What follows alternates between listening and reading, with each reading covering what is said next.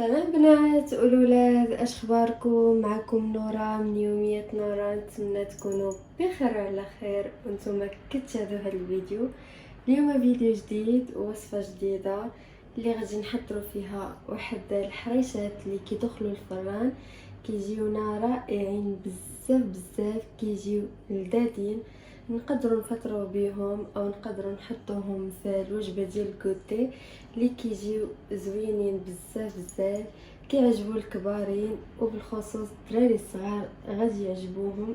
وقبل ما ندوزو المكونات ديال وصفتنا اليوم، ما تنساوش انكم تدعموني بلايكات ديالكم، ونتمنى انكم ديروا ابوني وتفعلوا الجرس باش يوصلكم كل جديد. وندوزو المكونات اللي غادي نحتاجو لوصفتنا اليوم.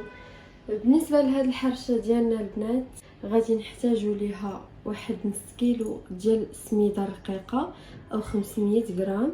هاد السميده اللي كتكون عندنا هكا رقيقه. غادي نحتاجو ليها 2 كيسان ديال الدقيق او 2 كيسان ديال الفورص الابيض اللي يكون لينا مغربل مزيان. القياسات بطبيعه الحال البنات بالكاس ديال العنبه. عندي شويه ديال السميده هذه اللي كتكون غليظه، هذه غير هكا واحد الكميه اللي غادي تكفينا باش غادي نحطوا فيها هاد الكرات ديالنا. عندي واحد كاس ديال العنبه كما قلت لكم مخلط هنا البنات ما بين زيت وزبده. حاولوا البنات انكم تغلبوا شويه الزبده، كتجينا لذيذه بزاف بزاف. المهم انا درت تقريبا واحد 2 معالق كبارين مزيان عامرين وخلطتهم بالزيت. عندي نسيترو ديال الحليب اللي دافي شويه، يكون هكا جاي البروده، ماشي البنات يكون سخون بزاف. وغادي نحتاجو واحد كاس ديال السكر سنيده، اللي كيبغي الحلاوه ناقصه يدير كاس لاروب. انا درت هنا كاس ديال العنبه، واحد 2 خمارات ديال الحلوى او بيكنج باودر من وزن 8 غرام، واحد قبيصه ديال الملح، وعندي واحد شاسي فاني للتنسيم. وندوزو لطريقه التحضير. دابا البنات خديت هكا واحد جبانيه كبيره او سبيره فين غادي نخلطو. غادي نحطو هاد السميده ديالنا هي الاولى اللي بطبيعه الحال كلشي مغربل من قبل. السميده ديالنا وهاد السكر سنيده والدقيق ضروري البنات. غادي نزيد عليهم الفاني وهاد قبيصه ديال الملح، سكر سنيده،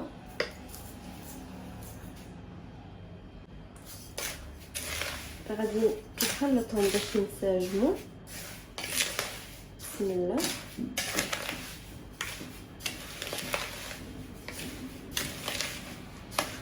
غادي نضيف لهم هاد الدقيق ديالنا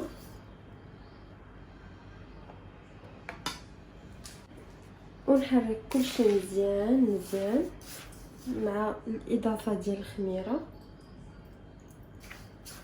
هاد الحريشات ديالنا البنات ما كياخذوش لينا الوقت نهائيا. طريقه التحضير ديالهم سهله كيف كتشوفوا معايا. غادي نحرك حتى ينسجموا، يدخل ليا هاد الدقيق مع السميده ديالنا. ودابا البنات غادي نبدا نزيد في هاد الزبده ديالنا ونحرك مزيان باش يترمل ليا البنات هاد الخليط ديالنا ديال هاد السميده والدقيق. بحال هكا نخدمو مزيان. بغيتو هكا تخدموه بايديكم ماشي مشكل.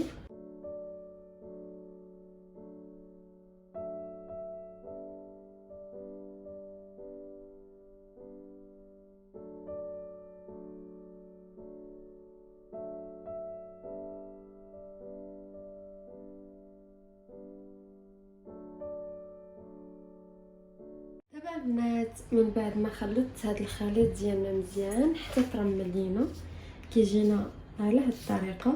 هانتوما كنتاكد بان هذا الخليط ديالي ترمل ليا مزيان مزيان ودخلات لي هذيك الزبده.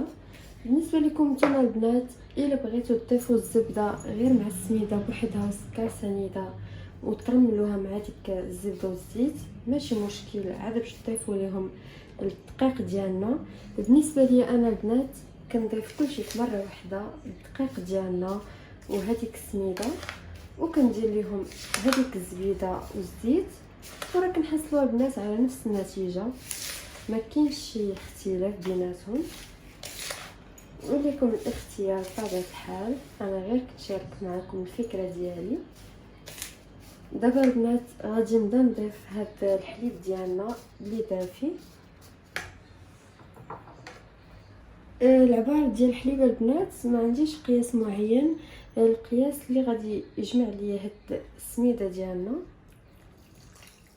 وهذا الخليط ديالنا البنات راه في نفس الوقت كيشرب لينا الحليب، يعني ما تخافوش منه. الا مشيتو هكا تخليتوها خفيفه بزاف راه كتشرب لينا.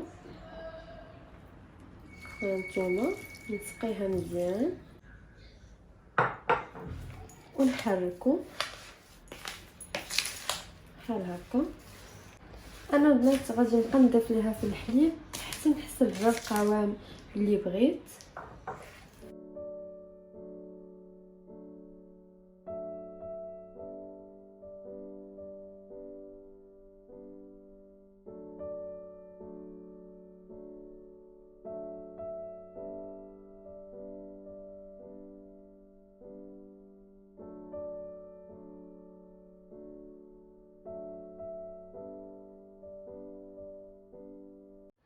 دابا البنات من بعد ما بقيت كنزيد في الحليب ديالنا، هانتوما كيف غادي نخليها انا، غادي نخليها بحال هكا. ها اللي بقى ليا من الحليب ديالنا تقريبا نص حيت البنات واخا تبان لكم هكا راه غادي تشرب لينا مزيان. غادي ناخذ دابا البنات واحد فيل اليمونتير باش غادي نغطيو عليها ونخليوها تشرب لينا مزيان هذاك الحليب اللي درنا بها. ملي نديرو الحليب البنات نحاولوا انه يدخل لينا مزيان في هذاك الخليط ديالنا، حركوه مزيان حتى ينسجم لينا هذيك السميده ديالنا والدقيق. دابا البنات غادي نحطها هكا على جنب ونخليها تشرب ليا واحد شويه ونرجع معكم. دابا البنات من بعد ما تشربات لينا هاد الخليط ديال الحرشه ديالنا غادي نعريو عليها. غادي ندير انا هنا البنات واحد ليغا حيت صبعي مجروح ليا شويه. واخا انا البنات الصراحه في الطياب هكا ديال الكوزينه ما كنعتمدش على الليغات وما كنبغيش نديرهم. الا خدمت بيدي هكا ديريكت كنكون مرتاحه اكثر، ولكن مضطره شويه انني ندير هاد الليغا. وخديت هنا واحد الصينيه درت فيها ورق ديال الزبده. هانتوما راه تشربات لينا، شوفوا يعني كنلقاوها مشربه لينا مزيان اللي غادي نقدروا نتحكموا فيها. غادي نهز هكا المعلقه. نتوما البنات القياسات ديروا اي قياس كيعجبكم، بغيتوها كبيره او بغيتوها صغيره ليكم الاختيار. انا هنا غادي نعبرها. انا البنات هنا غادي نديرها ماشي كبيره وماشي صغيره بزاف، تقريبا فيها 70 غرام. هانتوما غادي ناخذ دابا هاد الكره ديالنا وغادي نحطها في هاد السميده هكا اللي بيضه ونديروا عليها هاد السميده مزيانه البنات. وهكا نصوصوا السميده اللي عندنا زايده بحال هكا ونحطوها في هاد الصينيه ديالنا.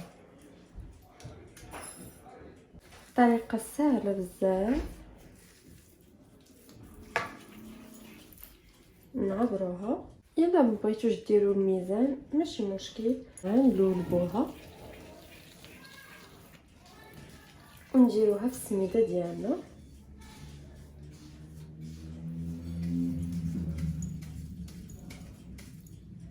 بحال هكا.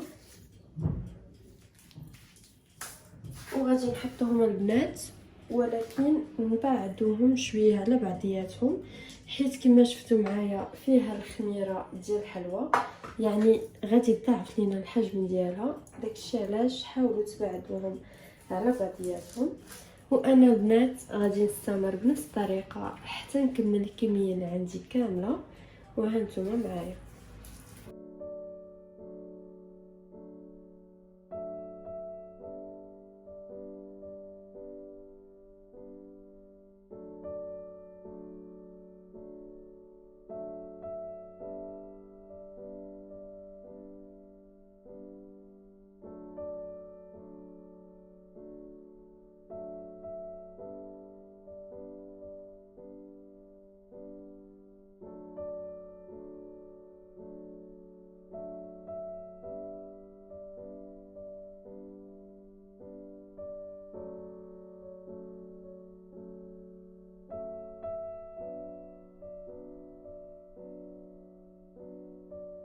دابا البنات من بعد ما كملت الكميه اللي عندي ديال هاد الكرات ديال الحرشه، هانتوما كيف كتجينا على هاد القياس انا درتها. والفران البنات راني كنت مشعله من قبل باش يسخن ليا مزيان. كنشعلوا عليها البنات من الفوق والاول باش تشقق لينا، عاد باش نخليوها طيب لينا من التحت. غادي ندخلها دابا الفران طيب لينا، ونتلاقاو ان شاء الله في الشكل النهائي.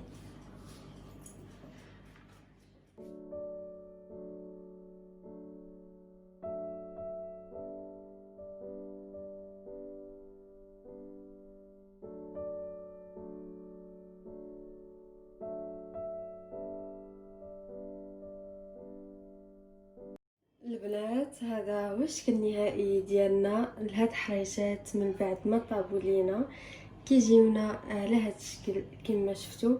هانتوما كيف كتجينا مشقه. قد ما البنات شقات لينا قد ما كتعطينا واحد النتيجه اللي غزاله، وخصوصا مع هذيك الزبده باش نرملو هاد الخليط ديالنا، هي اللي كتخلي فيها واحد المذاق اللي زوين بزاف. نقدروا نفطروا بها كما قلت لكم، او نحطوها في الكوتي كتجي زوينه بزاف. هانتوما